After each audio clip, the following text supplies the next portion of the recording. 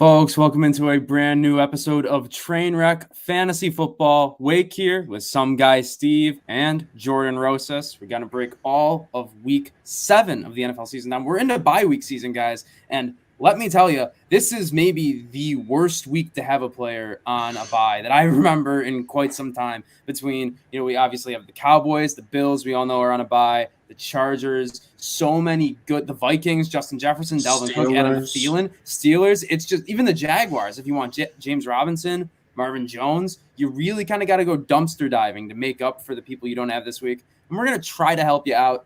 I can say we'll start with Thursday Night Football, go chronologically as always, and the help will probably not come tonight, to be completely honest with you, in this game between the Broncos and the Cleveland Browns. I saw the TNF teaser for it over last weekend, and the first thing I thought was, oh my God, that's too much orange for there to be a lot of points scored. I don't want to watch that game. But, I'm going to watch it anyways because, unfortunately, I have to play Javonte Williams in one league. But we'll start with quarterbacks. Case Keenum getting the start for the injured Baker Mayfield, the first time he's actually missed a game due to injury in his short career. So hope, obviously hope Baker Mayfield gets better, but Case Keenum's the guy playing. Teddy Bridgewater is playing again for the Broncos. I mean, I'm going to make it quick. I don't want to play any of these guys, right? Yeah, I want no part of basically either team besides a couple players, Wake. And I know running back is a hot topic with everyone picking up Ernest Johnson this week is the top pickup. Oh, he's going to plug in for Chubb. I don't care. I don't trust the Browns offense with Case Keenum. And I don't trust the backfield when they have Ernest Johnson. They got Demetric Felton and now John Kelly right there off the practice squad. I mean, I don't care. I don't want to play any of them. If you picked them up in waivers, good for you. You get to start them Thursday and hope for the best. I don't want any part of anyone on the Browns, and that includes the receivers too. I don't want to touch Jarvis Landry. I don't want to touch Odell if he plays. I don't expect him to play. Yep. There's no one on the Browns side I like. I'll tell you who I do like is Donovan Peoples-Jones. He's been in the lineup. He's put up some numbers, and now there's nobody ahead of him. I like him because he's shown that he's capable of producing in his role. He's capable of going up against legit NFL competition where, pretty much everybody else, they don't see the field. Peoples-Jones at least sees the field, and he's only a second-year player, so it's not like he's somebody who's been around and been figured out for a while. If you're looking for a wide receiver, again, we got a lot of wide receivers on bye this week. I think you could do a lot worse. Like Steve said, I mean, I don't think he's a great pickup, but I think there is quite a bit of upside. He did have, I think it was 4 catches for over 100 yards and a touchdown last week. He had that Hail Mary done to a lot of it was on a 157-yard touchdown. But you can say that for any big play. It's a big play. It happens. Mm-hmm. And the fact that Odell Beckham is out tonight, that does make Donovan Peoples-Jones just a little more intriguing for me. I did love him coming out of college, to be completely honest.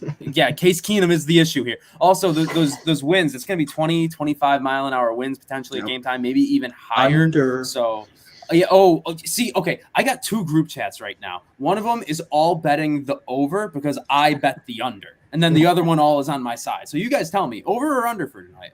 40.5 is the I like the under. I think they're 2 bad offenses. I got to take the under here. I mean, you're basically I feel better. Thank you. I mean, what is it? Cleveland's got. I mean, if we count it up, they're missing literally half their starting offense. Both running backs are gone. No Baker. You have no Odell Beckham Jr. Jarvis Landry is 5 minutes off the IR. And they're missing offensive line pieces. I mean, where are you going to score? I mean, Case Keenum, he's put up points in the league before as he's been a starting quarterback, but he's your best player now. He's literally your best player. So now and not for nothing. Over, you're banking on Denver, which I mean, there's a bit to like there, but if you're betting the over, you're betting on defensive touchdowns. Right, exactly. And let's not forget, they've had a bad couple of weeks, but the Broncos and Browns defense are both good defenses. Yeah, they've struggled the past couple of weeks, but against Keenum and Teddy Bridgewater, Teddy Bridgewater has been banged up. He's going to play, but it's just, I like the defenses. I like the under, and that means for fantasy, I don't want to play any of the players. But I did say I do. Sorry, Jordan, go ahead. Cortland Sutton's been hurt half the season. He's been playing through injury. Yeah. Melvin Gordon's banged up. I mean, there's no really healthy players to put up points. I'll be honest with you. Noah Fant's the only one. I wouldn't be surprised if 14 points wins this game. I wouldn't be surprised either. 10 points could realistically win this game. And that means running backs are probably going to be a big part of the game if it's going to be that low scoring with these high wins we're expecting. So transferring over to the Broncos side of the ball, because they have running backs that are frankly just more worth talking about. Melvin Gordon, Javonte Williams. Javonte Williams has definitely come into his own as the season has gone on, kind of like what we all sort of expected. It is a genuine 50-50 split between him and Melvin Gordon. That being said, because of the guys who are on bye weeks, like Dalvin Cook, Zach Moss, even you can throw in that conversation, James Robinson, Eckler as well. These are all not because of that. Melvin Gordon and Javonte Williams are startable running backs this week, just because of the general landscape. If you have to, I would rather start Melvin Gordon or Javonte over any of the Browns backs, and I don't think that's crazy. I mean, I would rather have Melvin Gordon and Javonte at a 50-50 split than just guessing who's going to be the lead back in the Browns backfield today. Well, that's the thing, because with the Browns, none of those guys really have a significant history of getting touches. So you're basically just taking people's word of who's going to be lead back. But I think game script could really dictate. I know a lot of people are high on D'Ernest Johnson, but I'm like, he might be third on the depth chart, but he's not a guy who gets snaps, you know? Right. Yeah. No, D'Ernest Johnson, I have it right here, since entering the league in 2019, has a grand total of 290 all-purpose yards, 40 rushes, 10 catches. So nothing really inspiring. John Kelly couldn't latch on in LA. There's a reason for that. And Demetric Felton, I genuinely thought he was a tight end. So that tells you everything we need to know there. But moving into receivers for the Broncos, obviously, Cortland Sutton, just based on talent alone, starting him. Denzel Ward is probably going to be shadowing him, but at the same time, Denzel Ward is not a lockdown corner yet in the NFL. He will be, definitely will be, but at this point, he doesn't make a receiver, someone you don't want to play in fantasy. Tim Patrick, he's super efficient, but he's not getting the targets. I don't love him. And Noah Fant, I'll keep riding Noah Fant. He's had a good year as a tight end. He started off a little rocky, mainly because his second week of the season was really bad. And then, I think he had a clunker kind of around week 5. But overall, been pretty consistent. I'm going to ride with Noah Fant this week. Yeah, you could do a lot worse, especially between the tight ends that have been injured, guys are on bye, even sort of the mid-season breakout guys like Dawson Knox, Dalton Schultz are on bye. Who's it with the Vikings? Tyler Conklin's on bye. So a lot of these guys that have kind of Penguins goalie, solid reference, right? And even Rob Gronkowski. I mean, he's still technically questionable, but I don't think he's going to play. And so I was going to bring this up. If you have Noah Fant or even David Njoku, and you have Rob Gronkowski, I would play one of the guys tonight because I don't think Gronk's going to suit up this weekend. Moving into the next game, not much more to talk about with the Broncos and Browns, right? No. Okay. So going into the Washington football team at the Green Bay Packers, Steve, I'll let you kick this one off. What do you like? What do you not like in this game? I mean, it's pretty obvious on the Green Bay side of things. It's just you play the 3 big-headed monster, right? You play Devontae Adams, you play Aaron Rodgers, you play Aaron Jones. I still don't trust a second receiver. I don't care about Allen Lazard. Robert Tonyan, we were kind of down on him in the offseason going into this, and he has really shown that, he was touchdown dependent last year. So no Tonyan. Packers side is pretty easy. Washington is kind of where it gets interesting because we've kind of seen McKissick get closer to a 50-50 split than we imagined with Antonio Gibson.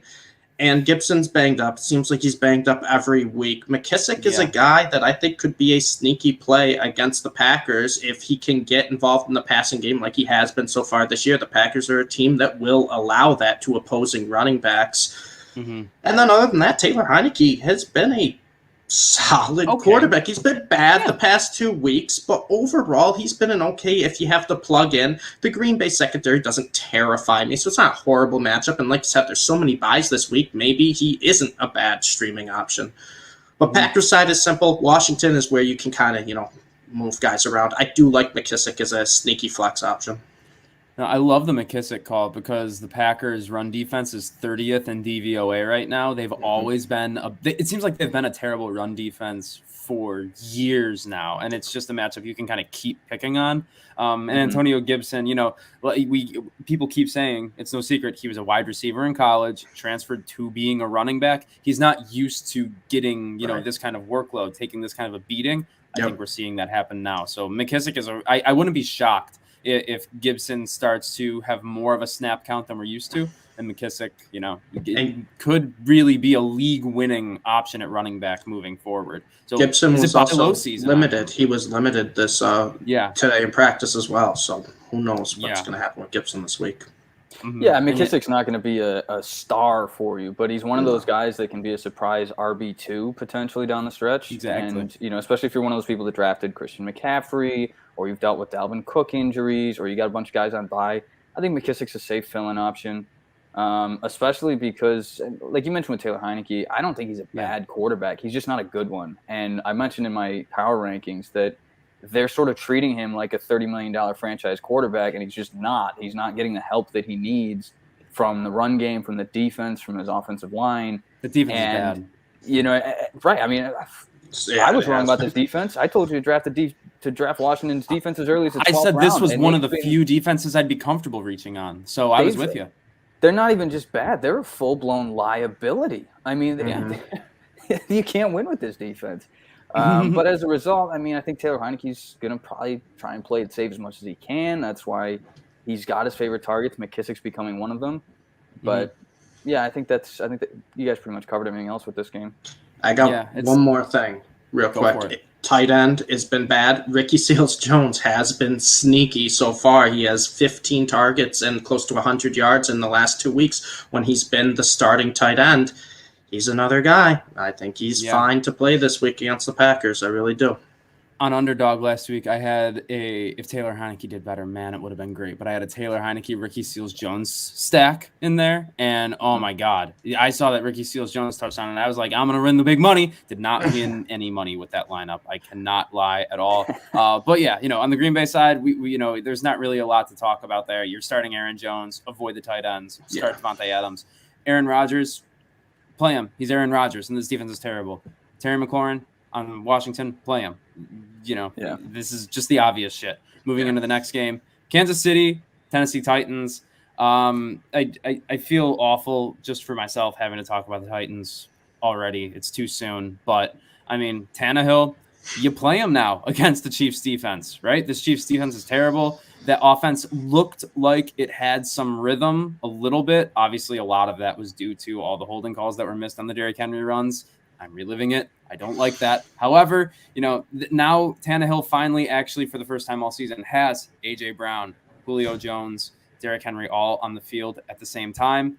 Now all four of those players, you just lock them into your lineups at this point, especially against bad defenses like the Chiefs. I think it gets a little more interesting on the Chiefs side of the ball. I will say a moment of silence for our sweet prince, Anthony Firkser. I think his breakout season is officially not going to happen, now being outsnapped by Jeff Swaim and only getting one target or only one catch on a handful of targets last week. So RIP, our sweet prince, Anthony Firkser, Firk Daddy. Chiefs side of the ball, Jordan, what do you like over there? Yeah, I mean, the Chiefs are kind of a bit of a mess right now. I mean, little.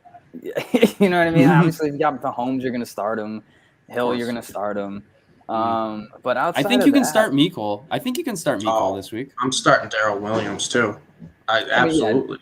Darrell Williams. I mean, Mecole Hart. I mean, you can play him. I don't think I've seen enough of a real progression with him, and I think he's still kind of where he was, where we're hoping for him to get a bit more targets. This team doesn't seem to want to use a wide receiver too. I picked up Josh Gordon a couple weeks ago when he became available because I was like, you know what, it's a stab in the dark. There's no risk, could be a high reward, and he got a limited amount of snaps his first game, which I was like, okay, he's got to learn the playbook. And then the following week he had like one snap, and I was like, all right. Mm-hmm. I mean, Hardman's been all right this year, though. I mean, like he's been relatively consistent. That first week was a bit of a clunker, I guess, with a 4.9. Not I guess, it was a clunker. But, ever since then, 4 of the 5 games, he's had at least 8.8 points. 3 of the 5 games, he's been over 10. So, I do, especially against the Titans defense. We saw Caleb Farley go out with an injury. That secondary is really hurting. I think that almost any pass catcher not named Josh Gordon in this game, you can probably start, to be honest. Yeah, I just don't want to be honest with you. For the Chiefs, it's always been simple for me all year with the Chiefs. It's like I just know what their offense is. It runs through Hill and Kelsey, and you play the starting running back, and that's it. And I've had Hardman in a bunch of leagues. Thanks, Meerkat, for talking me into him. But I haven't started him in any of my leagues. He's just been sitting on my bench for about 7 weeks, and he's not someone I'm really thrilled to play about, despite it being a very good matchup. And then on the other side of the ball, I do want to make a quick note. A.J. Brown didn't practice today, and Julio was limited, so that's one thing to monitor. I play them both if they play, but you never know with the Titans receivers. They're clones of each other now. Just super athletic, incredible receivers that just are always injured and just don't practice. So that's just something to monitor going into the week. If A.J. Brown's out, Julio is an absolute smash play. But regardless, if both play, I'm playing either against the Chiefs defense. I'll say this about Hardman. He is a good backup bench player. So when you have guys on bye week, you can put him in here. You know that he's not going to be like a great performer, but you're probably not going to lose because of him. You just, okay, if you get down week at this position, but he's competent. He's just not somebody you want to be a regular starter.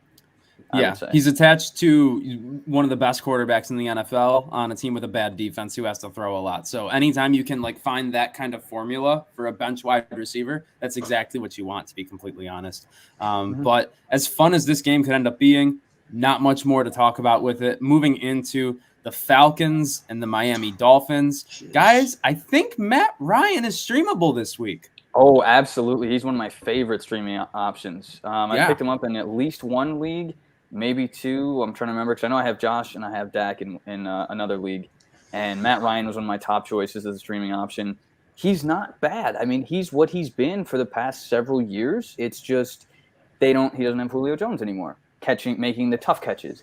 But, he's never been, outside like that one MVP season, he's never been a elite world-class quarterback. He's always just kind of been a lower tier franchise guy, lower to mid-tier franchise guy, and that's what he is this week, especially with all these quarterbacks on bye that are significant type of starters. I mean, you're probably looking at almost half the QB1s are on bye this week, and I think Matt Ryan is probably one of the best streaming options you're going to find. And Tua, don't do it.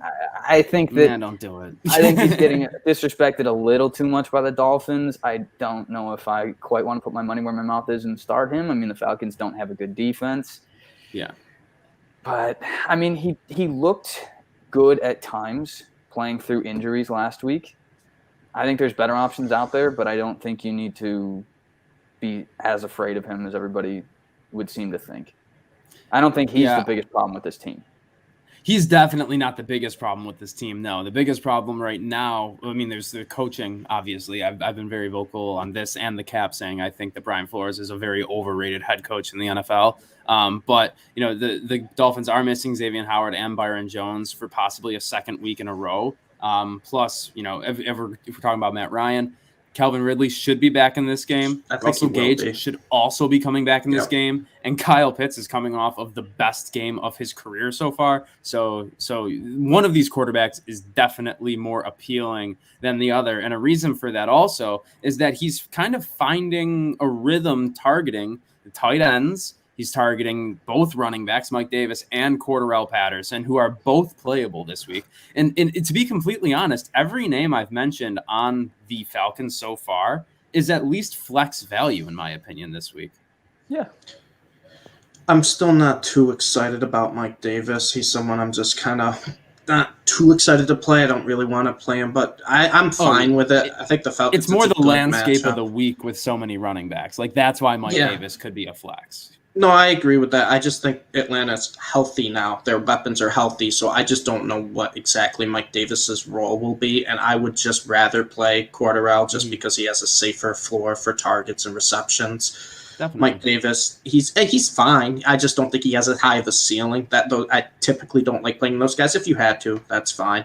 But I think you explained it perfectly with the Falcons side of the ball. Decent matchup.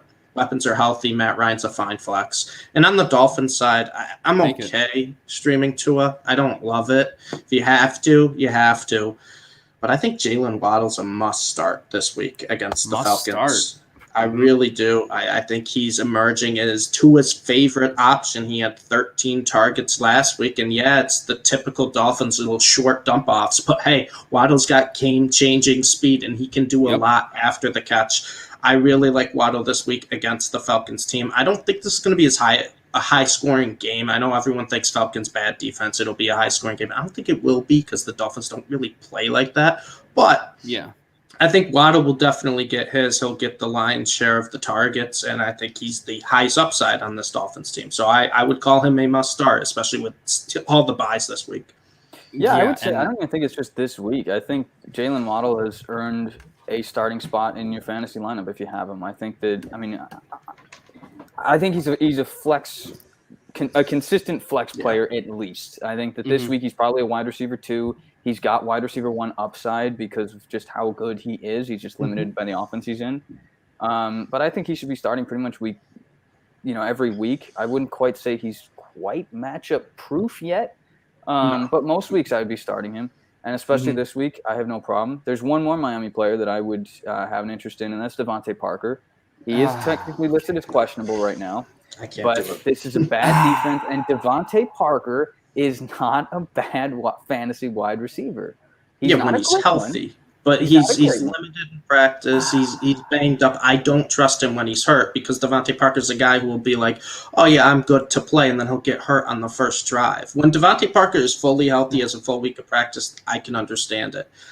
He's one of those guys I just don't trust because he gets hurt all the time, and then he plays hurt and gets even more injured. So I'm off. I don't like him. I mean, you're not wrong, but I'm starting him in one of my leagues this week. I don't blame. I mean, it's worth it. We'll see how it goes. There's a world where he scores a touchdown. Adam Thielen and Marvin Jones are on bye in that league, but that'll do it. For me, I mean, it doesn't go much further past Jalen Waddle and Mike Gesicki. Even Mike Gesicki is tough, but I mean, if you drafted him, you're probably going to be starting the guy. To be honest, the running backs, I might be kind of forced into playing Malcolm Brown this week in my one league because of bye weeks and terrible waiver rules in my one league. But if I have Gaskin, I don't want to play him. He is playing himself out of a starting role right now. He looks really, really bad. Like he is actively hurting that football team. No, Salvin Ahmed he's not playing himself out of a starting job. He's playing himself out of a job, period. Okay, I was going to say, what the hell are you about to say, awful. Jordan? Oh, my goodness. Yeah, I mean, I've had him on my fantasy team. Backfield. The biggest reason that he's still on my team is because I made a pun out of his name, and I'm going to have to change my fantasy team. Oh, Maskin and Gaskin? Yeah. That's fair. It was a good team name, though. You know what? Chalk one win up. If we were doing categories and team name was a category for win each week, you would have a guaranteed 1-0 every single week. But anyway, carry on. But yeah, nothing much else really to talk about with this game. It's going to be an ugly one, and if it's your local game, I'm really fucking sorry because I just feel bad for you. I also feel bad for me having to get this as a local game. Jets and Patriots. Someone else go first because I don't want to talk about this game. Jets side, I'll say for the Jets, I'm okay playing Michael Carter. I think he's eventually going to become the guy in this backfield, and we've kind of seen it slowly week after week. He's getting more and more reps.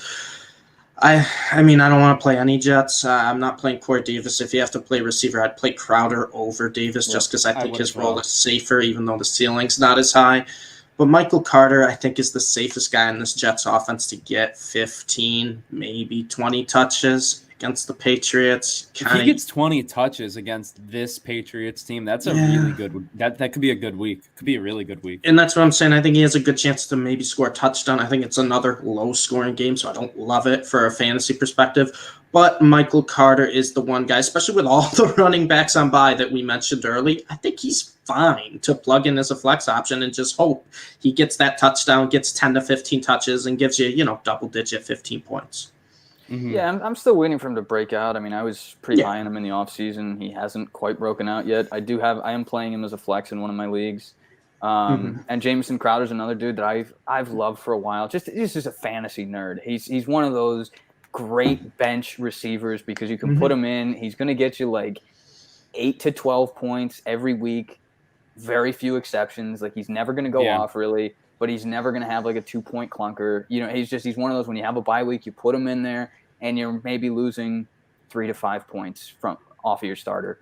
Outside of that, the only other Jet that I'm considering is the Jets defense, potentially, just because this Patriots offense isn't all that potent. And I don't think that the Jets defense has been that bad as a unit. I think it's mostly this offense gives them such – I think the offense just gives them such bad field position that they're what a lot of Bills defense used to look like, where, you know, they're giving up a field goal because they started at the 50. You know what I mean? But this Patriots offense, I have yet to see them just blow the doors off anybody. I mean, it could be this week, but Mac Jones is a game manager to me, a good one, a game manager, and there's not a whole lot of studs on that offense in New England to really scare me. Now, I will say I do like Jacoby Myers, though. I really like Jacoby Myers this week. I like him pretty much every single week. Yeah, Jacoby Myers and even Hunter Henry. I mean, I actually really like Hunter Henry. It's not that I love him, so maybe, Steve, you can speak to it a little bit more. But, like, Jonnu Smith, what I've seen from Football Outsiders, they do a great job. If you're looking for snap counts, target share, all that stuff, go to Football Outsiders. They have it all up there on their website. But Jonnu Smith is getting more snaps, but Hunter Henry is still doubling him in actual routes run. So it's all a matter of what kind of snaps they're getting. Hunter Henry is getting the actual receiving work for the tight ends there. And I've actually kind of locked him in as my starting tight end in one league. I haven't really looked back. It's been weird. Yeah, he's got scores in 3 straight games, and he's been the tight end the Patriots are using in the red zone. That's the big thing for me. And I think, Jordan, you pointed that they're not an explosive offense. The Patriots are kind of, they make little chunks down the field. So you want the guys who are involved in the red zone. Hunter Henry is that guy. It's not Jonnu Smith. It's Hunter Henry. He's getting the red zone targets. I'm fine starting him. And like I said, tight end's been a wasteland this year. Hunter Henry is perfectly fine to start for me going forward. Yeah, I mean, I wouldn't say that I necessarily love him, but especially with everything you guys mentioned, I do like him. He is I would say maybe back-end tight end 1, especially this week. Yeah, that's fair. High-end tight end 2, but you can absolutely start him, especially against this team that, like I said, New England is going to be on the field for a while just because I don't think that the Jets can stay on the field much. And my favorite play of this whole matchup is the Patriots defense. We have a defense that has been, shall we say, decent for the course of the season. And we have the best coach against rookie quarterbacks, maybe ever, going up against a rookie quarterback that has been serving up turnovers on a silver platter. I mean, it would not surprise – I think the Patriots are getting easily an interception. If I were betting, I would say you got to bet under-over's probably got to be, 2.5 on interceptions that he throws or turnovers. Week 2, they had, 4 and 16 fantasy points against the Jets. So if they can replicate that – I don't have the stats in front of me. I did my prep on this a little while ago, but I think that Zach Wilson right now has 4 touchdowns to either 7 or 9 turnovers on the season, if I'm not mistaken. And I think that number is going to shift to the negative with this game. Yeah, he's been struggling. And again, I don't think it's all his fault. It's just the Jets don't have much to help him out. But they've got some players in that secondary that are not great, but know what they're doing. There's some older guys on that offense that have experience rather than athleticism. You know what I mean? So they'll be in position to sort of fake out Zach Wilson. Like they might not make the jaw-dropping athletic plays, but they'll be in the right position to make snaps and capitalize on his mistakes. That's the phrase I'm looking for. And I expect Wilson to make some mistakes. So I actually really like the Patriots defense for this one. And then moving on with another New York team and everyone's favorite former Jet right now, Carolina Panthers and the Giants. I mean, it's an ugly one. It could have had a matchup of 2 of the best running backs in the NFL, and instead we're stuck with Chuba Hubbard and Devonte Booker. And I love Chuba Hubbard, don't get me wrong, but he's obviously not exactly a Christian McCaffrey. But I think there is a little bit to like here. I think both quarterbacks are startable this week. I don't know if there's probably not a world where both return good value, but I mean, call it what it is. Sam Darnold has rushing touchdown upside, maybe not rushing yards, but he is kind of a red zone weapon, kind of like how the Bills use Josh Allen as a red zone weapon with his legs. I don't know if they should be necessarily, but hey, it worked for the first 2 weeks of the season. Maybe it can work again. And then on the other side, Daniel Jones, I mean, he's looked a lot better for the most part. Yeah. I mean, he's had a lot of injuries on his team. The entire offense is actually pretty much hurt in New York. So I don't. Tony's hurt too now. And now Tony's hurt. Yeah, it's tough. It's absolutely tough. But, you know, I regardless, I do like him as a starter this week. As far as running backs go, I mean, yeah, I guess you're playing Devonte Booker and Chuba if you got him, because chances are you got him because you were handcuffing, right? Right. I don't or because you drafted Chuba and just been sitting on him all year. God, I got sniped on him for like 4 different leagues. And I have every league. I couldn't believe it. I drafted Christian McCaffrey in a league of mine, and nobody drafted Chuba. I was able to pick him up on waivers after McCaffrey got hurt, and I was like, I don't know how this is happening, but I got him. I'm first in the league now, and we're rocking. This is also the league where I drafted Gus Edwards literally less than 24 hours before he tore his it. I remember this. Yeah. But no, as far as Devonte Booker goes, I don't even want any part of him. I mentioned in my article, my power rankings, he is to quote Jim Rome, he was talking about Trent Richardson from a while back, but I love the phrase. Devonte Booker is a living, breathing 2nd and 8. Yeah. All right. This dude. Yep. I'm like, this dude, he can't, has even averaged 4 yards a carry in a single game. I mean, his yards per carry is awful.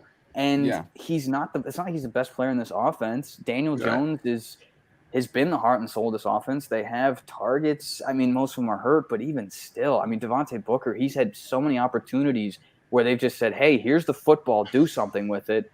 And I mean, the guy gets to the line of scrimmage, falls forward, and that's it. Mm-hmm. You know, I mean, I don't think they like Leonard Fournette is a guy that doesn't necessarily have a huge efficiency, but in the Bucs offense last week, he got enough work where he was effective.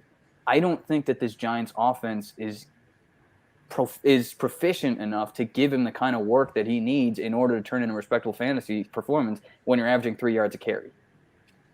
So I would stay away from him. I mean, it's attractive because Barkley's not there, and you think, oh, like there's going to be a running back. I haven't seen him. There are going to be a lot of people who are stuck playing him because like they genuinely have to this week, and so for those people, I'll say it could work out. But Jordan's right; it really probably won't.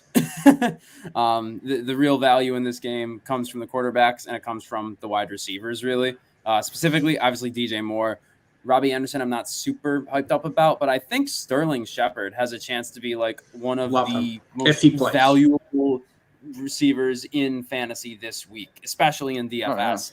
If he plays, because he's limited today, but when he plays a full game week, he's a target machine. He's got 33 targets in 3 full games this year.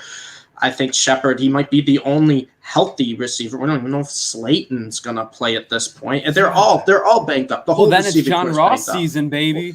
I can't get behind that. But yeah, I think you're right. If Shepard is in the game, if he's active, I think I don't know if I'd call him a must start, but I probably put him right where Waddle is, where I'm more than happy to play him.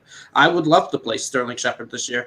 And then Robbie Anderson, maybe not this week play him, but he's a guy I would look into. His ownership is dipping. He's now 70% of leagues. I think he's like the 60th ranked receiver in ESPN leagues.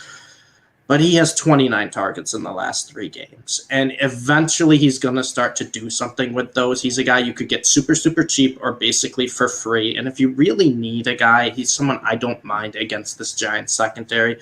Obviously, you're playing DJ Moore. We don't have to talk about that. But Robbie Anderson, this may be the last week, but I may take a flyer on him in a couple leagues if I have to, some DFS. I can't pass up that talent and that type of volume, but the guy's just been playing bad so far. Give him one last chance. I still like Robbie Anderson for somebody you can stash on your bench. You know, everybody's got those couple guys that you don't want to let go, but you also don't want to play on your bench. Robbie Anderson is probably a better option than most of those guys. So I would drop one of those guys and get Robbie Anderson if he's available for you, unless you're stacked at wide receiver. But I think that the value is there for Robbie Anderson, even though he hasn't been converting on it. There's definite upside there. Yeah, I mean, there could be. I'm not a big fan, but the upside is there based on the targets. That's something that you definitely can't argue. And he has big play potential. Exactly. Definitely. He only needs one deep bomb to bring back value. He hasn't got that yet this year. And we're all waiting for him to kind of rekindle what he had with Sam Darnold in New York. Exactly. And that still hasn't happened. There's a shot that it happens. But to end this game, I'll say, don't touch the fucking tight ends. Ian Thomas and Tommy Tremble, no, thank you. Evan Ingram, even when everybody's hurt, he's not doing anything. He's getting like Isn't he banged up again this week too? Probably. I mean, does the day end in Y? Yeah. So I think he's questionable with the case of Butterfinger. Yeah, he didn't practice today. It's unbelievable, this Giants' weapons. No one wants to play this week. Well, again, that's why Sterling Shepard is so attractive. Yeah, exactly. I was about to say, I didn't want to cut you guys off, but I was going to say, forget receivers. He might be the only New York Giant that's not a quarterback, that's an actual playable fantasy guy. I mean, Evan Ingram, he's just constantly disappointing because he'll get 10 targets and catch 3 of them for 10 yards. Yeah, exactly. You know what I mean? Devonte Booker will get 20 touches, and you look and you say, he got 20 carries and he's got 50 yards? You know what I mean? Yeah. And all the other receivers are either unproven or they're too hurt to be valuable. So, Yeah, a team with definitely not a lack of receivers are the Cincinnati Bengals. Baltimore Ravens are starting to get a few more of their own with Rashad Bateman coming back into the fold. So this could be a really fun game. This is a game that really, if the Bengals win this game, you can't say they're out of the race in that division. So this one's probably going to get a little chippy, and it's one that I'm hoping that I can watch at least a little bit of. I mean, Joe Burrow and Lamar Jackson, you're playing them. You can't really argue that. Especially with all the bye weeks they're getting played. Let's talk, though, about the Ravens' backfield. Do we want to play anybody, and why is the answer no? So the only dude that I would play is Murray, and I would only play him if you're devoid of running backs because he has been, for the most part, consistent. It's just about 2 points less than what I want from a normal fill-in guy. So he's if I'm looking for a fill-in guy, I want somebody who's going to get me about 10 points. I can settle for 9, but Murray's going to get you around 8. And that's just a little bit lower than what I'm comfortable with. But at the same time, I would play him over Booker because he returns value better. The upside is not that high with Murray outside of maybe he gets 2 carries at the goal line and gets you, 12 points right there on 4 yards. But outside of that, I mean, they're not giving him enough work, but I would say he's the most consistent guy. Like Devontae Freeman has had a few games where he's looked good, but he's not consistent enough. Yeah. Not DeMarco. Latavius Murray. Don't play DeMarco Murray. I don't even know. ESPN used to be like you could draft guys that had been retired for a couple years still. I don't know if you could still do that. I had a buddy of mine drafted Tony Gonzalez like the year after he retired. But anyway, Latavius Murray, you can definitely do worse as a fill-in guy. Know that he's not going to get you a ton of value, but he's not going to kill you. He's just going to be a little bit less than what you want to see. Yeah, and he may not play, so if he doesn't, I say Devonta Freeman is definitely the guy to play. But if Latavius Murray is healthy, I'm kind of avoiding it. Steve, are you more the same? Yeah, I want to avoid it as a whole because I have said this all year. Lamar's the RB1, and it's even more frustrating because Freeman, Murray, and Le'Veon Bell all got goal line and red zone looks. They all scored a touchdown last week. I don't think they're scoring 3 touchdowns this week combined with the 3, so I don't want to play any of them, but I will agree that if I had to and he's healthy, Latavius Murray's the guy I'll play. Yep, and obviously you're playing Joe Mixon, but the wide receivers are a little bit murkier. Obviously Jamar Chase is getting started. T. Higgins can he catch? Getting what? Can Chase catch a football? No, he blocks. I've heard a rumor that he can. I think he can. Shocking. Yeah. It's amazing how that works, right? Mike Florio, fuck you. Moving on, Tyler Boyd. I think this is where it gets a little more murky for the Bengals side of the football. Are we playing Tyler Boyd this week? I think I'm getting forced into it in one league, but I'm not super excited about it. He's only gotten a lot of targets with either Chase or Higgins out of the lineup. He's the clear number 3 on that team right now. Without question. So I think it basically just comes down to your roster. Tyler Boyd is a solid option. He's a solid receiver, but he's the third option in this offense. There's no denying it. I mean, fourth if you consider Mixon, but he's the third receiver. So if you have to, there's a lot of buys this week. I'm fine because I like Tyler Boyd as a player, but he's clearly the one behind Higgins and Chase. Yeah. I mean, Wake brought up, and he's brought up a few times over the course of the year, not judging guys based off their positional rank, but their rank in the overall offense. And he's kind of the fourth guy in a three-piece offense. Yeah. So if one guy's missing, he can produce. We've seen him produce over the years, even though he's never really been like a bona fide starting receiver. But this is really the best run game that Cincinnati's had in several years, probably I'd say for pretty much his whole career. Yeah. And so now Mixon is taking a lot of those snaps that used to be available for passing games. So, again, you can play him if you need to, but I wouldn't be excited about him. The upside's not really there. He's just he's got a higher floor than some of the other bottom of the barrel type of guys, but the ceiling's not really there either.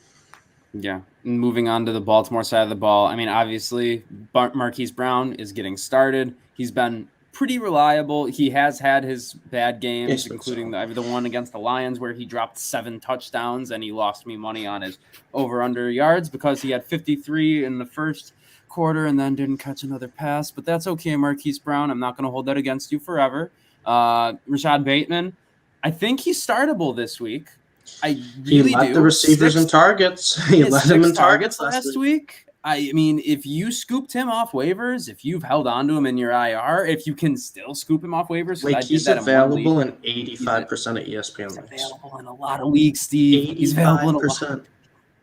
Yeah, I would say right now with Bateman, now would be the time if you got a lot of receivers to move Marquise Brown.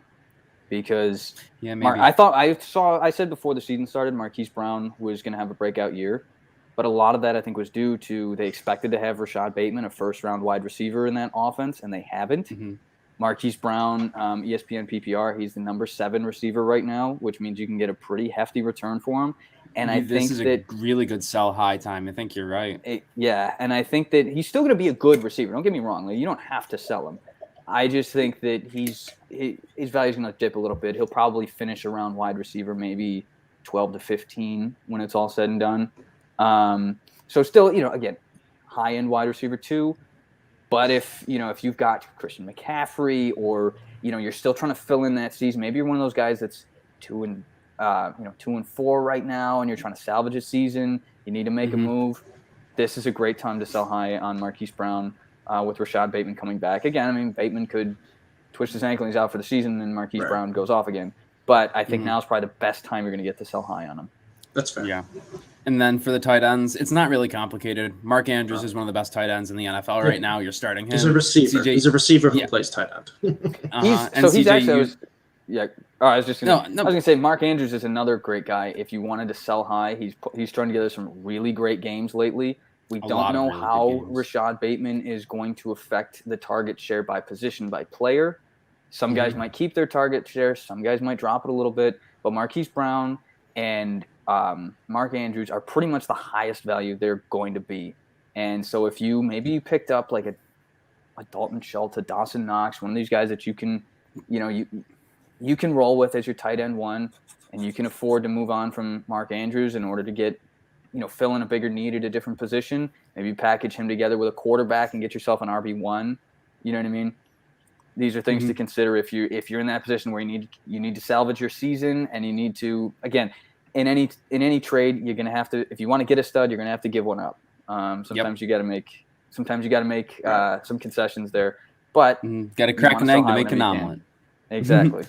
Yeah, and then the other only considerable tight end in this game really isn't considerable to me. CJ Uzama was really fun when the Bengals were on Thursday Night Football against the Jaguars, and he kind of popped off a little bit. But even so, he's only topped 16 yards in one game in the last 5 weeks, and that was that game where he had 95 yards and 2 touchdowns. So not really considering him whatsoever. More tight ends to love in this next game, though. Philadelphia Eagles and the Las Vegas Raiders. One less tight end to love. One less lonely girl out there with Zach Ertz going to the Arizona Cardinals. Now my guillotine team has actually Zach Ertz and Dallas Goedert starting as the bona fide tight ends on their individual teams. So that's a little fun. But this game here, obviously, maybe start with tight ends for once. Goddard, if he's healthy, you're going to start him. Yes. And you don't know if he's going to play. Keep an eye on that because you might have to go dumpster diving this weekend if you have Dallas Goedert on your team.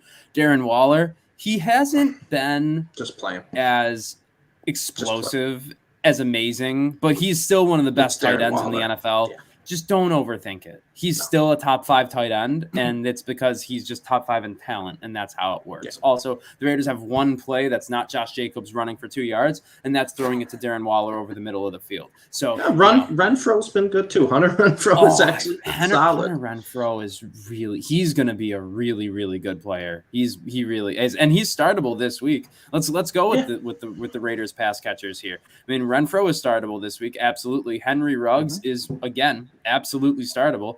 I'm not sold on Bryan Edwards. I was extremely excited for him. I thought he could be the team's wide receiver one just because I thought John Gruden would not really be utilizing Ruggs as anything more than Deshaun Jackson. Right. But John Gruden is gone, and even before he was, they were actually starting to use him correctly, and he's coming into his own. So, I think it's very easy. Don't overthink it on the Raiders side of the ball.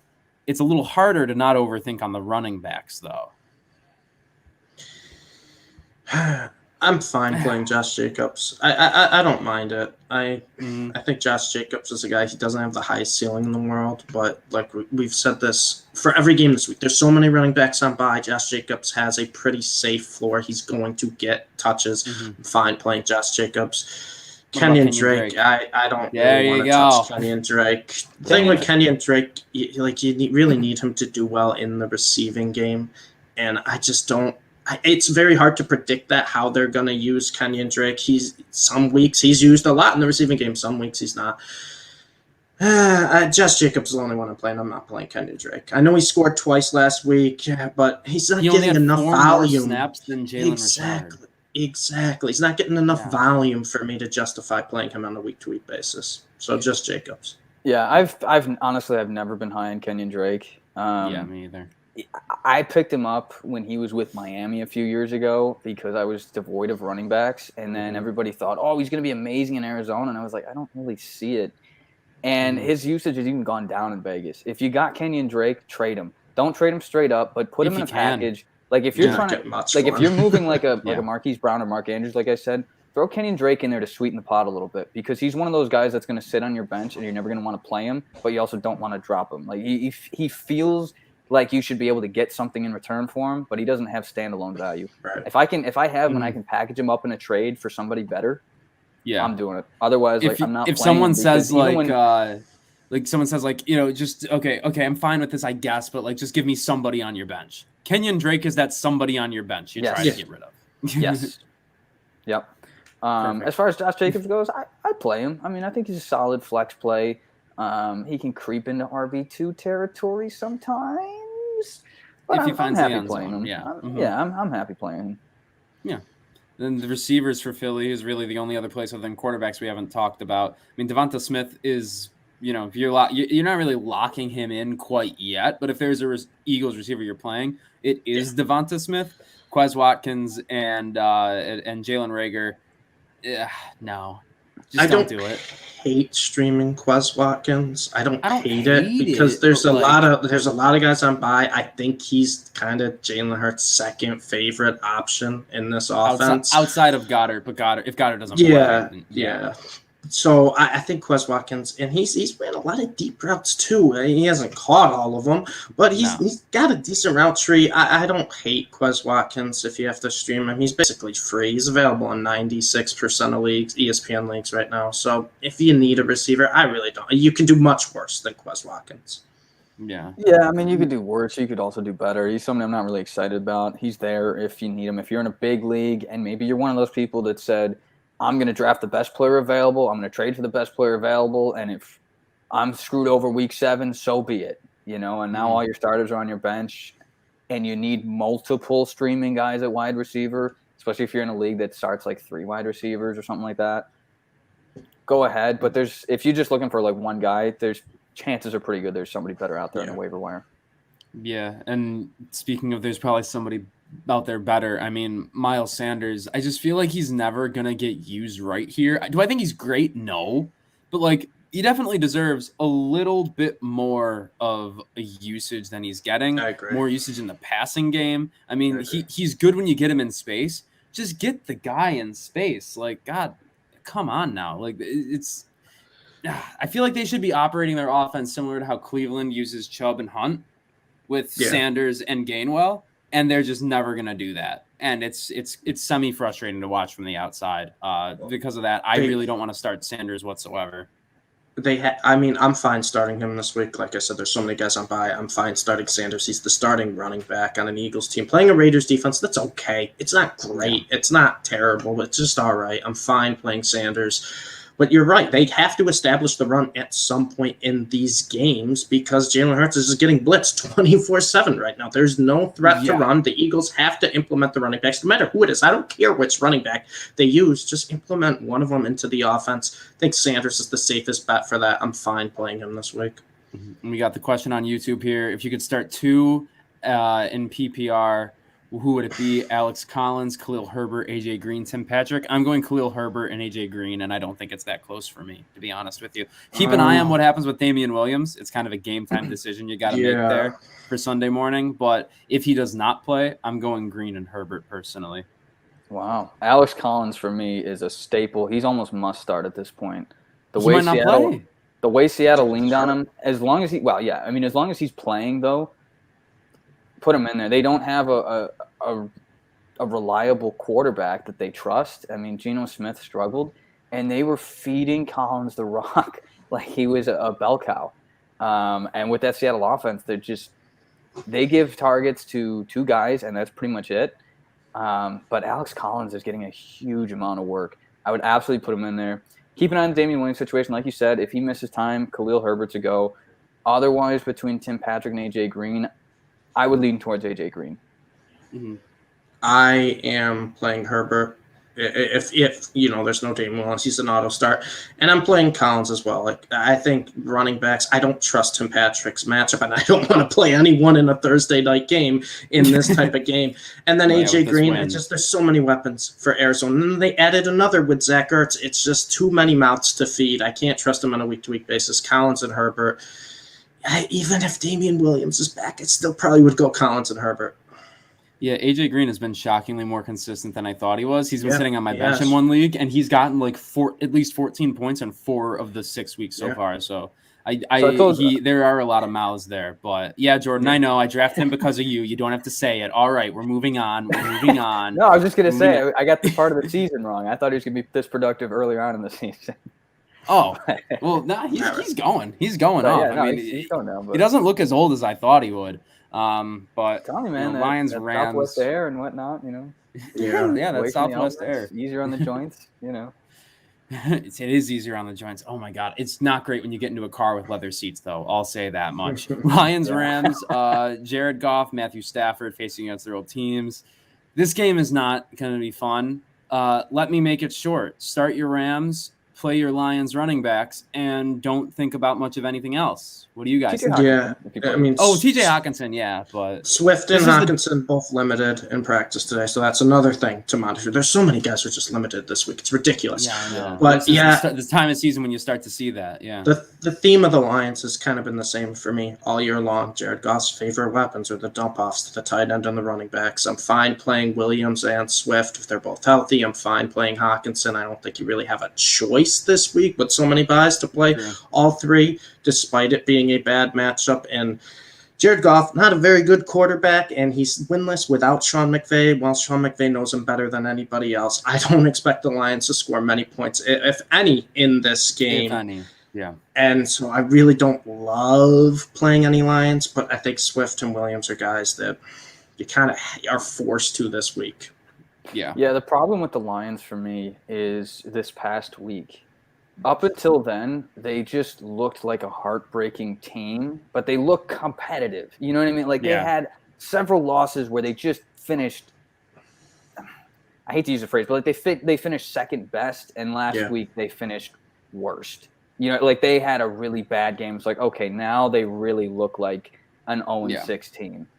And man, I mean, all the revenge game between Matt Stafford and Detroit, Jared Goff and the Rams. Jared Goff, I feel bad for him. I know he's making millions of dollars, and he's a nice guy. Say something nice about him. He's a nice guy.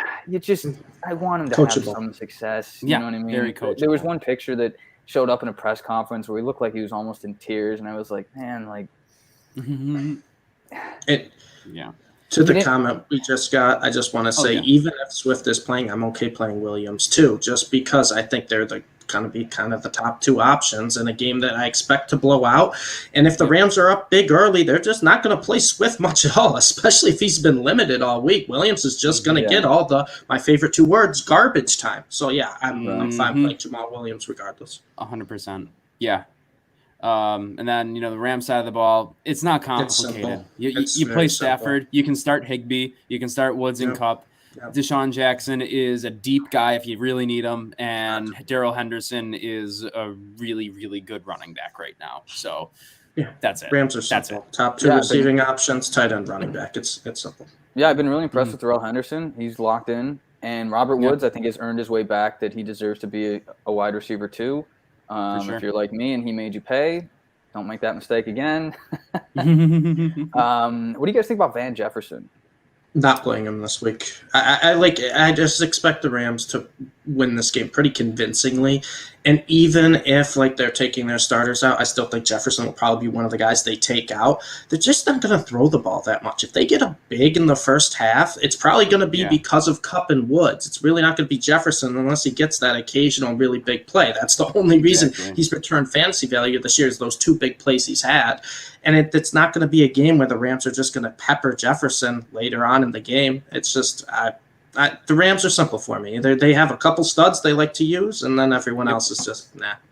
So you're a big Rams guy. He's a big Rams guy. I was going to say Williams and Herbert, most likely. Jamal Williams meaning over Alex Collins. I would say yes for absolutely. That. Yeah, easily. I think so. Okay. All right, Jordan, as you were. No, I was going to say as a Rams fan, if you we're speaking to a Rams homer, and you were looking at flex, would you rather start for this week Van Jefferson or Sony Michel? Oh God, I mean, I don't want to start either. If I had to, probably Jefferson. I think Michel, if they come in and they're up big, he's just going to be just running halfback dives. Going into Henderson has been a lot better than I expected this year. I was not really a huge Henderson fan. It's been a lot better, and he showed that he can handle it. Not the lion's share of the carries, but at least the majority. So I don't want any part of Michel anymore. Duties on a weekly basis, which impressed me. So And moving into that desert with that air that we say is so great, the Texans and the Cardinals D-Hop revenge game. Another game that can blow out. Another game that can blow out. I mean, you play Brandon Cooks because he's just getting the volume. You don't play anybody else from the Texans. And for the Cardinals, let's do it quickly. You play Chase Edmonds, you play Kyler Murray, you play DeAndre Hopkins, and then Rondale Moore and A.J. Green are both flex values. Are we all in agreement? I think you can throw Christian Kirk in that category too. It's really just whichever one they decide wants the touchdown for the week. They're gonna beat up on the Texans. I don't think the Texans defense is going to stop this Cardinals offense. That hasn't been stopped at all so far this year. So I think you're right, Wake. I think all three are kind of similar to me. AJ Green, Kirk, and Moore. I'd rank Moore the highest slightly, but they're all flex options. I mean, I'd say like any Cardinals running back you got, you can start. James Conner, he might. Yeah, that's fine. I don't mind James Conner. He gets the goal line touches. Yeah. I'm fine with that. And if they're up big, he's probably going to get a lot of carries, a lot of volume. Exactly. I'm fine with that. Especially with Chase Edmonds still playing through injury. I think if they're up big, they don't need him, which they probably will be. Conner probably gets a lot more carries. Eric is asking a question on YouTube. Oh, sorry, Steve. What was that? I said that game was easy. Yeah. Eric has Gaskin, Mike Davis, Allen Robinson, Jarvis Landry, and Stevenson. I'm guessing Ramondre Stevenson. He has to start 3 of them It's probably the first three names on that list: Gaskin, Mike Davis, Allen Robinson. But that's not. Allen Robinson shouldn't be in this group. He's absolutely startable. a must start, Yeah, especially against Tampa Bay. I know the Bears' offense has been miserable. Allen Robinson. He'll be fine. Start him. Yeah, Mike Davis. I'm not starting Landry because I don't want to play anyone in Thursday night game. Yeah, I think you're right. Top 3, I'm fine with.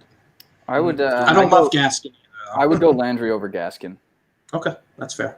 But I won't fight you on that. And it's half. I won't fight you either. I just don't want to play him because it's Thursday night, and I just don't trust this game. I think Landry has the higher floor. Gaskin has the higher ceiling. Yeah, I agree. Because Gaskin could. I mean, he had that game where he went off for like 30 points. He's also had a game where he had 3 snaps or he had 3 carries for 2 yards. Exactly. For the whole game. I'll never trust Brian Flores to do the right thing, so that's why Gaskin is in consideration here, to be completely honest. Yeah, I actually liked Flores up until this year. I thought he was doing a good job turning around Miami. And now the second you bring in a relief pitcher is the second you lose all credibility as an NFL coach, in my opinion. Fair. That's about that. Speaking of credible coaches with no credibility, Matt Nagy and the Chicago Bears going to Tampa Bay. So we started talking about Allen Robinson. So we'll start on the Chicago side of the ball. Justin Fields, are we ready to start him? I'm not. No. Nah, I mean, it's a pretty good matchup to start, and I'm fine with Robinson. I'm fine with Mooney if they play other guys who are also limited at practice. So if I expect them to do well, that means their quarterback has to do well at some point. But I'm not thrilled to play Fields, and I think there's a lot better quarterbacks out there, especially streaming options this week. We touched on a few of them earlier in the show, so yeah, I don't really want to play Fields yet, despite it being a favorable matchup. I almost like Case Keenum more than Justin Fields at this point. I won't go that far. I won't go that far. That's why I said almost. I'm not high on Justin Fields. I mean, other quarterbacks have been able to support like 3 weapons. I think Justin Fields, man, he can support like 1 receiver. It's either Allen Robinson or Darnell Mooney, but I don't see both of them having a good game in the same week. And both of them have showed that they can get shut down either by the defender or the passer, whether it's the line of scrimmage or the guy assigned to blocking him. Neither one of them are great fantasy options. I mean, they both have upside, but the floor is so low. Robinson. I'd buy low on Robinson. Oh, absolutely buy low. Right, I mean, I tried to get you to buy low on Robinson. Buy low is what you called it. I just threw the name out there. That's all. I can't remember what I offered you, but it wasn't good. It wasn't great. But Tom Brady on the other side of the ball, you're starting him. Okay, end the conversation there. Moving on to running backs, we kind of already talked about Khalil Herbert a bit. But basically, you're starting one of Damian Williams or Khalil Herbert, and there's no in between, right? Yeah. I still would start Herbert even if Williams is back. I actually like what I've seen from Herbert. He's looked decently talented so far. He's looked pretty quick. So I like Herbert. And then the Bucs side is just Fournette. It's just Fournette. It's just Fournette now. There's no more debate. There's no more. They don't like Ronald Jones. It is clear. It is evident. They do not like Ronald Jones. Just play Fournette. It's simple. And no more Gio Bernard either. Don't got to worry about that stupid storyline anymore. Jordan, I'll let you go first with the wide receivers here on Tampa Bay's side of the ball. Is there anyone? It's always muddy. They're always ranked within 5 spots of each other, the 3 of them. Is there anyone you like more than the other this week? No. I mean, I said from the beginning of the season, I said all 3 of these guys are going to be comparable. It's just going to be on a weekly basis. Some people said, wow, Antonio Brown's not going to be in that conversation. I said, as long as he doesn't have some crazy off-the-field story, he will be. As long as he's on the field, he's going to be in that conversation with those guys. The fact that he's still in the NFL after everything that he's done is not going to go there. But the fact of the matter is he's playing. He's a full-fledged NFL player at this point. And he's a wide receiver 1. he's as talented as Mike Evans and Chris Godwin. They're all slightly different receivers, but they're all similarly talented. And I think that this offense can support 4 really solid pass catchers. The reason it got muddy earlier on is because it can support 3 pass catchers. The reason it got muddy early on is because you had Rob Gronkowski in the mix there. Yeah. I don't think Gronk plays. If he does, I think he's a decoy, which means we're back down to 3. And so if you've got Antonio Brown, Chris Godwin, Mike Evans, start any one of them. Start all three of them if you have them, because I think they're all going to be solid players. I agree. All right, that was easy. And no Cole Kmet. We kind of went through that game really quickly. It's nice. It's so great when we agree. I love agreeing with you guys. Colts and the San Francisco 49ers. Carson Wentz, is he back? No. I mean, back to what? Back to MVP levels in like 2017? When back to looking like Nick Foles? I don't know. I like him as a streamable option. I don't like him as your going forward tight end one. I mean, not tight end one. Definitely don't like him as your tight end. I don't love him as a QB one. But if you got somebody that you're not really happy with, I'm trying to think of maybe you're the guy who got Tannehill, or Russell Wilson, and now he's Russell out. Wilson. Yeah. I think that Carson Wentz, there's upside there. He's been looking better on a regular basis. Again, I don't love him, but I think he's a really solid streaming option. I would rather have Matt Ryan this week than Carson Wentz, but he's definitely playable. Other side of the ball, Jimmy Garoppolo. It looks like he's going to get the start this weekend. The Colts have been a really good actual matchup for fantasy quarterbacks this year, allowing the 6th most fantasy points to the position. I mean, if we're talking like super flex leagues, Jimmy Garoppolo is definitely worth a start. In a regular one quarterback league, he's a streaming option. It takes one play from Deebo Samuel to the house to make him return value. That's kind of the reality, and Deebo can do that on his own. So Deebo's incredible. But he doesn't need a good quarterback to be good. Deebo's incredible, but Jimmy is someone I don't like either quarterback in this matchup. I don't think it's going to be a crazy. I like the under in this game. I like both defenses. I think the Colts and Niners defenses are actually both going to have a solid week. So it's not that's not great for fantasy if you think the defenses are both going to play well. But that's why I'm off both QBs. Well, if you got the Bills defense and you're looking for somebody to fill in, Yeah, really. Honestly, one or two, both of these defenses could be available in your leagues right now. They've been slightly underperforming. So moving to the running backs, it's really not that complicated. You start Elijah Mitchell. Trey Sermon's not getting work, and he didn't look particularly good when he did. You start Jonathan Taylor. That's really about it. Do you guys like Nyheim Hines at all? No? Not really this week. I don't love the matchup. I think it's going to be a close-ish game and a low-scoring game, so that doesn't really favor Hines too well. Because then the Colts, if it's a close game, they really don't have to, the dump offs all the time. They can play their offense, which is basically run the ball with Taylor, occasionally throw to Michael Pittman. So, I'm not too thrilled on Hines. Yeah, the only thing I would mention with regards to Colts running backs that's worth taking a look at is Jonathan Taylor hasn't gotten a ton of carries. He's been ridiculously efficient. I think he had 14 carries for 140 yards and like 2 touchdowns last week.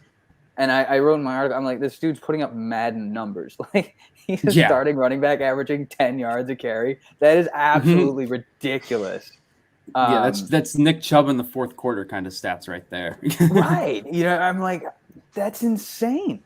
But again, the fact that 14 carries is really not that much for a lead back. I have to think that 10 yards per carry is probably not sustainable. So, I mean, that does kind of open the door for a second running back to come in. But again, when you're putting up 140 yards, you don't really need that many snaps anyway. So, yeah. And then moving. Yep. Sorry. Go ahead. Sorry, I didn't mean to. No, I'm good. I'm good to move on. Okay. Yeah, the receivers. I mean, Pittman is great. I love Michael Pittman. I love watching him. I love talking about him. He's fantastic. He is the number one receiver on this option, or number one receiver on this offense, and you should be starting him as such. He's a bona fide wide receiver too for the rest of the season. T.Y. Hilton banged up. Might play. Don't play him. I mean, if he plays, I guess you could play him. I'm not thrilled about it. He's another guy who, if he's banged up during the week, I don't want to play him that week because he typically gets hurt again or he's very limited. So I think receivers is kind of simple. Wake. I think it's Pittman and Deebo, and that's really all I got for either side. Yeah, the only other guy is Zach Pascal. I don't mind him as a fill-in guy this week. He shouldn't be in your lines most weeks going forward, but he's got some upside. If Wentz is playing better, he could have a decent game. Again, if you're looking for somebody, I like him more than some of the other receivers we've mentioned, but I don't love him. I just think it's worth mentioning I'll take Devante Parker over him, and that says something for me. I would. I'll take Quez Watkins over Pascal this week. I would take Pascal over Watkins, but I would rather have Parker than. Interesting. Pascal versus Watkins is an interesting one because it's a debate I didn't think I would ever really be thinking about both of those guys. Yeah, exactly. Yeah. Man. That's what happens with the bye weeks. It's what happens. God, I hate bye weeks. Oh my God. There's just so much less football. I feel like half of my week is missing now. Tight ends. Mo Alley Cox is getting red zone looks, but that's really it. So, I mean, don't. Okay, great. Ross Dwelly. Kind of the same deal. I like him. If we're gonna pick a tight end from this game, like if this is Sunday Night Football, so you can do the Thursday night like 5-person lineups on FanDuel. If you're picking a tight end, I would pick Ross Dwelly just because the tight end is more of a staple in that offense. But it's like comparing a burning bag of dog shit with another burning bag of dog shit. So I'm not sure. Yeah. Well, my biggest issue with Mo Alley Cox for the Colts is every time I start to buy into him, that's when Jack Doyle gets 2 red zone touchdowns, and I can't stand it. So I just avoid their tight ends completely. I think Mo Alley Cox is better than Dwelly, and I think he's better than Doyle, his teammate. I just can't trust the usage, so I don't want to touch either tight end. Yeah, inconsistently good tight ends are to a fantasy team what a mediocre quarterback is to a regular team. It'll shoot you in the foot because you can't bring yourself to quite cut the cord on them, but they're never there when you need them. Yeah, no, they'll go off when everybody else goes off and you're up by like 50 points. And it's like, oh great. And then when it's like a Sunday night game and you need 4 points, they'll get you 2. In this next game, I think there will be a good amount of points scored. Maybe, I don't know, Geno Smith and Jameis Winston. The Saints money line, I don't know what the spread is actually. What's the spread for this game? The Saints are favored by 4.5 points. You got to hammer that before it moves up to like 6.5. I feel like it could honestly get up that high by game day. I'm not starting. I don't even want to start DK and Tyler Lockett, but you genuinely have to because just based off of talent alone. Geno, not worth starting. No. Alex Collins, I don't even think I'm not as sold on him as you guys are. I really feel like this could be like a 50-50 timeshare this week between him and Rashad Penny, just because that seems like something Pete Carroll would do. That's the only reason. I have no good insider knowledge saying this is what's going to happen this game. Just Pete Carroll doesn't know how to manage a running back field. So that's where I'm at with them. I mean, the Saints side of the football is a lot more fun, so we'll end there. Do you guys have any reason for optimism for any Seattle player this week? Oh, I mean, DK Metcalf is. I don't care who the quarterback is. It's DK Metcalf. I still think he can give you wide receiver 1 value this week. It doesn't bother me that Geno Smith's there. I actually kind of like Seattle to maybe not win this game, but give a sneaky good game against the Saints. I actually kind of like Seattle at home here. They battled against Pittsburgh, and Pittsburgh, I think, has a better defense than the Saints last week. So I'm fine with – I'm not starting Geno Smith, but I'm fine with the Seattle offensive weapons. I'm not afraid of DK or Tyler Lockett. I don't care. I'll start them both. Yeah, the big thing with those two guys is the Seahawks are the only team in the league that have 2 receivers that are each getting more than 25% target share. And that is DK and that's Tyler Lockett, stat.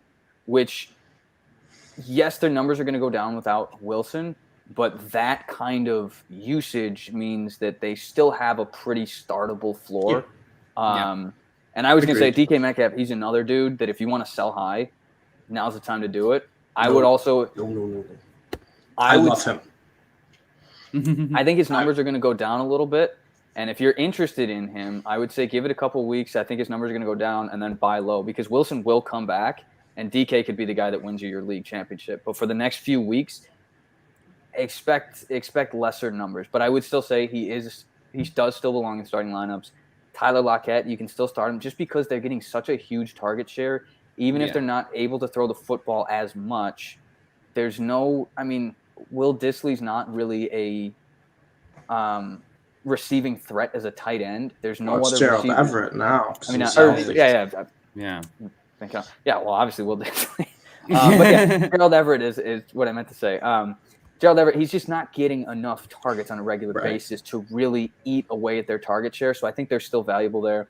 Alex Collins, I really like him. I think he played better last week than pretty much we've ever seen Rashad Penny play. I mean, I agree. Rashad Penny was supposed to be a good running back, and it's just never panned out. And because they have a backup quarterback, they've been leaning on the run game.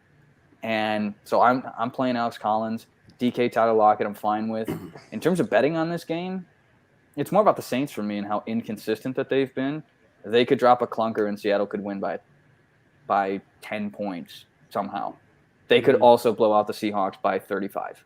And that's what I really think is going to happen. So, the thing with Collins is he's dealing with multiple injuries right now. It's not just one. He has like hip and glute injuries, and I don't know how you deal with more than one of those things.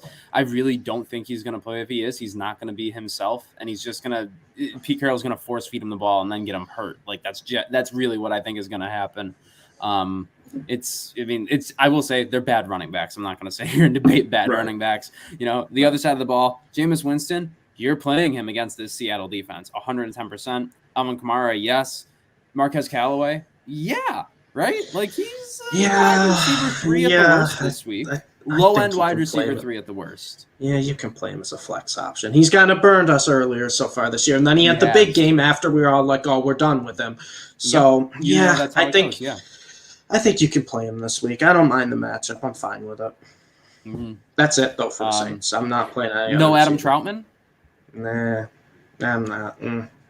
Yeah, I don't blame you. I wouldn't do it either. No. I mean, the Saints are full of like ideal best ball players. Yeah, you're that's right. the problem is this team's so inconsistent that if you play Jameis Winston, you're banking on him having a good game. And when he does, he's easily a top 10 QB, borderline top 5 fantasy QB when he plays well. Mm-hmm. But I think I wrote in one of my articles a while back, I called him like Jameis Fitzmagic Winston because that's what he is. He's the next Ryan Fitzpatrick. You never know what you're going to get out of him. And everybody loves him. That's the best part too. Mm-hmm. Everybody loves the guy. Yeah, I mean, that post-game interview. Well, it's like this. What my trainer told me. What did he say? What did he tell me? To be prepared. Man, I love him. But yeah, not a complicated game to end with. So we'll end with a few questions we have coming in on YouTube, and then we'll get out of here. Salvador is saying he has Geno Smith, Tyler, and DK actually right now. There's no other options at quarterback except for Daniel Jones. I like Daniel Jones way more than Geno Smith this week. I think you definitely played him over Geno. He's got rushing upside, so I'm fine playing him over Geno. And then the second part of his question where he says Felton, Johnson, or Herbert, I'd rather roll the dice on Khalil Herbert. I don't want any 100%. Part of this Thursday night game. I've said that 100 times on tonight's show. So you got how do the you point feel by about now. Thursday night? Yeah, right. So you know what? If this game blows out, then fine. Come back to me. Talk all the crap you want. I'd rather roll the dice on Herbert. At Richie Stevenson on Twitter is where you can I would go. I don't have a problem playing D'Ernest Johnson just because of how devoid of established weapons the Browns are. That's the argument. That's fair. They do love to run the football, and normally I would say, they're missing both their running backs. They're going to pass. But they're also missing their quarterback. So back to they're missing their quarterback and their number one, probably the number one receiver. Or they did officially say that Beckham's out, right? Yeah, they said he has, quote, an uphill battle to play. Because last I saw, he was still questionable, but not expected to play. Yeah. So he is. He's active. He's active. He's active? Oh, shit. Okay. Well, either way, it's Case Keenum slinging it. So yeah, exactly. I'm not too excited about it. He hasn't been great so far this year. Now it's Keenum. It's like I would go with Johnson over Herbert just because I don't know how that backfield's going to shake out between now and Sunday. And I prefer to take the sure thing, but that really comes down to what kind of fantasy. Is it the sure thing though? Do we know what the sure thing is of this Browns backfield tonight? That's the thing for me. I don't think we do. I mean, we don't. I just feel like everybody's going to get an opportunity to prove himself. That's what I mean? But I think Herbert's gonna have a role regardless. Unfortunately, he has no choice because he has Najee and Dalvin Cook. So I'm that owner too, man. Yeah, if you got to bite the bullet this week, just deal with it. And if you lose, who the hell cares? Because your running backs are pretty set for the rest of the season. Yeah. Then he said sorry for joining late. No worry, we go late on the show all the time. Join in late every single week, Salvador. We'd love to have you. Last question we'll answer, and then we'll get out of here. And it's an easy one. Robert Woods or Cortland Sutton? Steve, would you like a part of tonight's Thursday night football game? I mean, I do like Sutton, but Robert Woods 100 times out of 100 times, especially against the Lions. Come on. Give me Robert Woods. I like Cortland Sutton as a player. I like him for a year long, definitely. Oh, yeah. But this week, great Robert player. Woods.